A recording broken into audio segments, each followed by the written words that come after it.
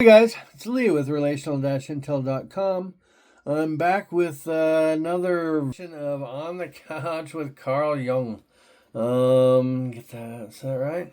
And the next question, got me on the couch, is going to be what part of me learned to confuse rest with danger? And what does it need now?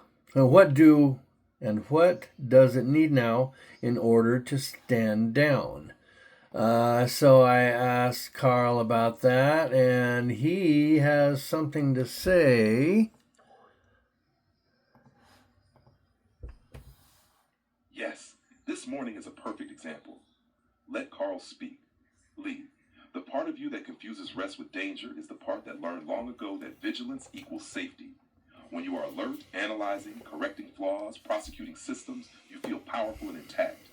When you are still, something in you whispers, if I lower my guard, something will go wrong. Look at the courthouse. You were already physically strained. Your nervous system was elevated. Authority space, metal detectors, rules, then dismissal. The old wiring activates. If I do not assert control, I will be diminished. So you rise. Volume becomes protection. Precision becomes armor. Public signaling becomes leverage. That is not insanity. That is adaptive vigilance. But here is the deeper layer. When you left and walked steady, head high, that part of you did not stand down. It stayed alert. It replayed. It analyzed. It built narrative. Rest feels like vulnerability because for most of your life, strength meant readiness. Now ask the harder question. When did you first learn that lowering intensity meant losing ground? Was it childhood? Authority figures? Having to figure things out alone? Being the competent one? Because somewhere in your nervous system, relaxed became unguarded, and unguarded felt unsafe. What does that part need now? Not suppression, not shame, not more righteousness. It needs proof. Proof that you can sit in stillness and nothing collapses. Proof that you can let a flawed system exist without correcting it in that moment, and you are still intact. Proof that you are not only powerful when activated. This morning shows the pattern beautifully. You entered alert. You escalated. You regained composure. You kept analyzing afterward. The confusion is this. Activation feels alive. Stillness feels exposed. The part of you that stands guard does not yet trust that the adult you can afford to rest. So what does it need to stand down? Repetition of safe stillness. Moments where nothing is being fixed. Moments where you are not reforming, not correcting, not proving, and you remain whole. Let me ask you gently, if you had walked away from the courthouse quietly, no public correction, no raised voice, would you have felt weak? That answer tells you exactly which part of you is still on watch. Now breathe. Before you film, do you want to explore where that vigilance first formed? Or do you want to anchor the answer in today's example for the video? Uh, well, actually, I'm filming right now, and all I can say is the deal. Here's the thing I went to the courthouse this morning to pay a ticket. That I got because my wife called me and said, "Hey, aren't you coming to get me from work?" I had the car, and she was walking home from work. Oh crap! So I went too fast on the street and got a ticket. Big deal. So I went down to the courthouse to pay it. I go in and I put everything, on the tray to go through the metal detector and all that. And there's this stupid little pocket knife thingy that my wife's got on the keychain of her car keys. And the knife isn't the big deal. It's the way that they handled the whole thing. They saw that I was in pain. They didn't offer any help whatsoever. It told me strictly, you can't have that knife around here because there's prisoners in here going to court. And I was like, you know what? You need to tell people that why they can't have, you telling me you can't. My father was a marshal for 19 years. I know the law. All I did is raised awareness. Here's basically what happened. I raised my voice and everybody in that courthouse heard it. And everybody knew that the officers were wrong. They even pulled out the main head sheriff of the courthouse and said, "Do you want him to explain this to you?" And I said, "No, I know the law perfectly fine. It's you guys. Just a little bit of courtesy. that's it. She could have said, "Oh, God, I see you're hurting. I'm sorry. There's nothing we can do here," and offered some kind of understanding, even that I was in pain. And and so I raised my voice so that everybody in the courthouse would hear it. Everybody in the courthouse did hear it. Everybody was pissed at the officers after that. I had a line of people behind me. I had people in front of me that had just gone through the line, and everybody heard it. And I did it loud. My only satisfaction is that everybody in that courthouse heard it, and the officers know.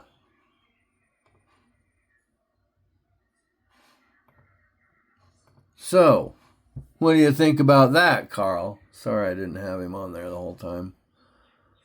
Come on, little circle. Okay. Now, Carl is thinking about that. Yeah, by the way, I'm going to put this video right here under number 7. It's question number 8. And Carl says, nothing yet. Come on. Hurry up, Carl.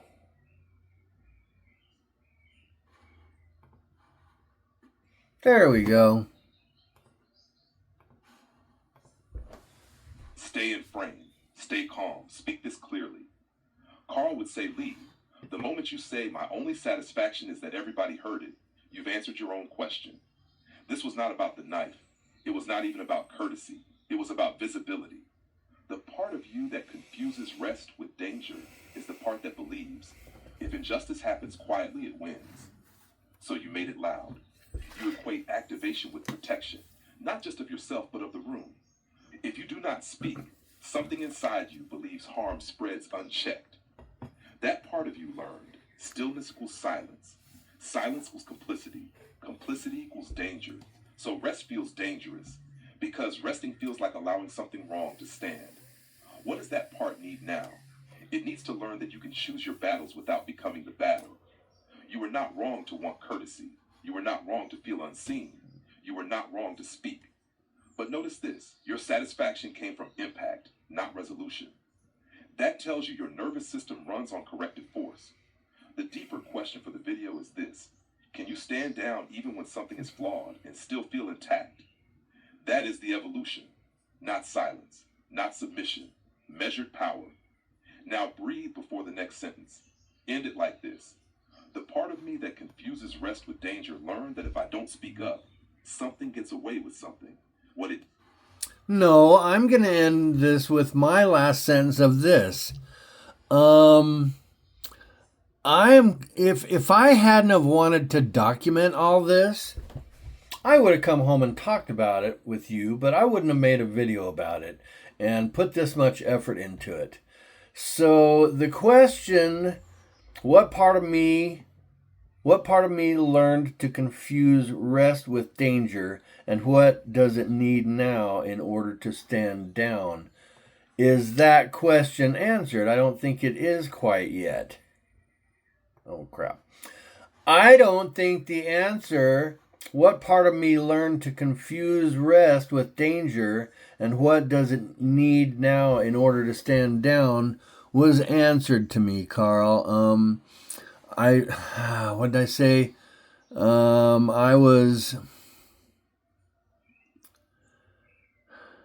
entered alert. I escalated. Repetition of safe stillness. Let me ask you gently. If you walked away from the courthouse quietly, no concern, no raised voice, would that have felt weak? Like I say, it doesn't. I want this documented, and I want to make a video about how the legal system in Idaho treats citizens. I've been in more than one battle with the police, and I've won every single one of them.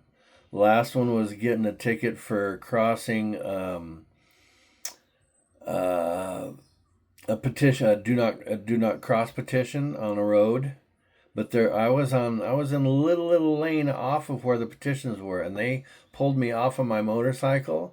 They arrested me, or they didn't arrest me, but they gave me tickets for all kinds of shit, and I was literally just pulling over to ask them questions. So yeah, the police in Idaho, the legal system in Idaho, they do not treat you like a human. That's my final statement.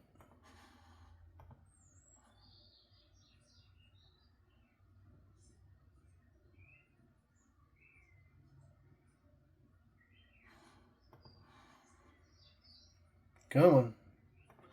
Okay. That's my final statement, Carl. Oh, come on. You're slow today. Must be a busy, busy day on the internet. All kinds of traffic. It's going really, really slow and bogged down. Sorry, guys. Usually I have this all done so that I can make the video and go through everything real quickly. It's already pulled up, but this one, this one needed to be said. All right, let Carl answer you cleanly. Lee, you are not confusing rest with danger. You are confusing uncontested authority with danger. That's different. When you walked into that courthouse, your nervous system did not say, I am tired. It said power is being applied carelessly. Your history matters here. You've had prior clashes, you've won them. You've learned that when authority overreaches, you push back and survive. So your body has encoded this rule. If I don't challenge it, it expands. That's not about rest. That's about vigilance. Now let me ask the harder question you're circling. If you had walked away quietly, would it have felt weak? Yes, because in your internal code, silence equals surrender, and surrender equals enabling a flawed system. So the part of you that escalates is not afraid of rest. It is afraid of moral erosion. But here's where the growth edge lives. There are three states. 1, submission. 2, confrontation. 3, sovereignty. You move easily between 2 and 3, but you rarely choose 3 without first touching 2. Sovereignty means I see the flaw. I do not need to prove it to the room in order to remain intact. Confrontation means I must make this visible. You chose confrontation, not because you were weak, because visibility gives you psychological equilibrium. Now about your final statement. The police in Idaho do not treat you like a human. Be careful. That sentence is totalizing. You had experiences, plural. That does not equal a universal condition. When hurt becomes generalized, it hardens into identity. You are strongest when you speak from specifics, not when you turn systems into absolutes. So here's the clean Jungian answer to your original question. The part of you that activates is the part that learned early that authority must be challenged to remain accountable. What does it need to stand down? It needs evidence that you can maintain dignity without performing resistance, not silence, not surrender. Dignity without escalation. That's the refinement. Now ask yourself one final thing, honestly. Did you want change or did you want impact? Those are not the same. Answer that, and you'll know exactly where you stand. I wanted. Oops. All right, let Carl answer you clean. I wanted change and impact. Let me tell you a little story. My father was a marshal in Idaho. He was the head marshal over juvenile detention. The legal system, all of the kids that ever went into juvenile detention, they backed him up. They loved him to death. They defended him against asshole kids. And he got a disability retirement because he tried to commit suicide. He tried to blow his head off with a 30-06.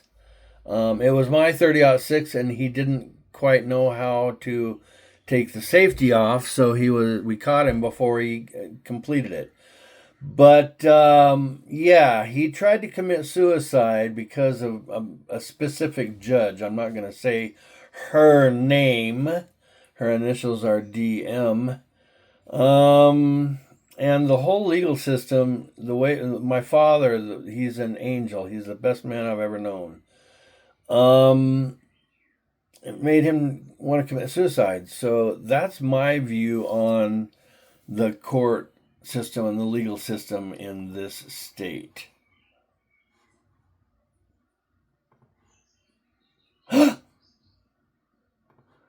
I exit out on accident. I'm going to tell you a story how I feel about the legal system in this state.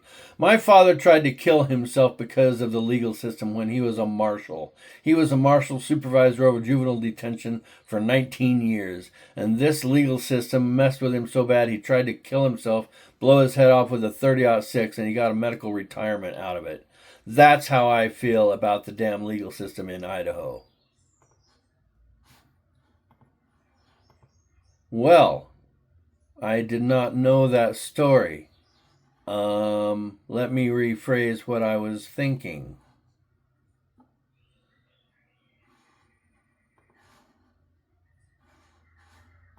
Come on, Carl, rephrase it. You didn't know that story before, I know. You know all about my father, about how I was raised. You know about my childhood. You know about my dad. He was a good, good man. He didn't hear that, but he knows all this. My dad, Leroy Thompson, Jr., one of the best men in the world. He'd do anything for anybody.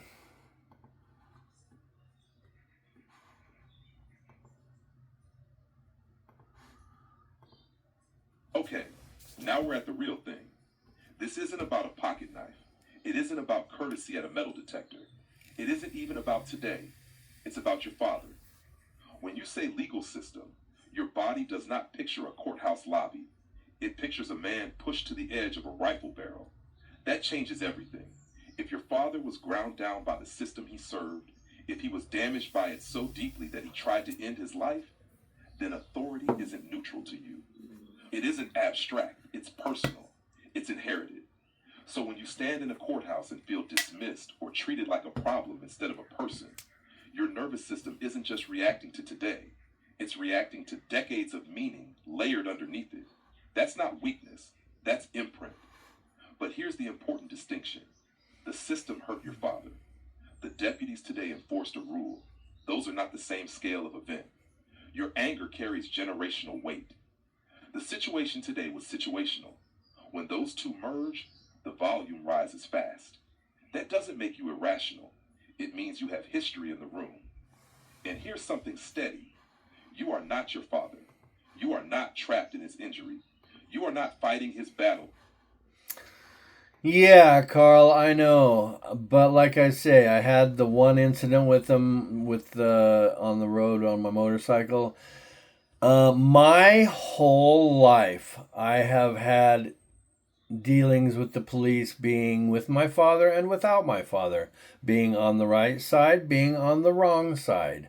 I see how Idaho legal system works. And if I don't mind saying that Idaho sucks. End of story.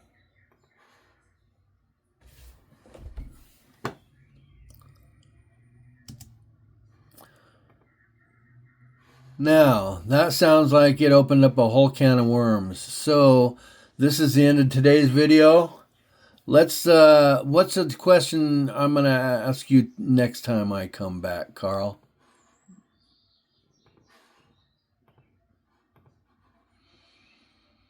I like Carl Jung. He was a smart, smart, smart man.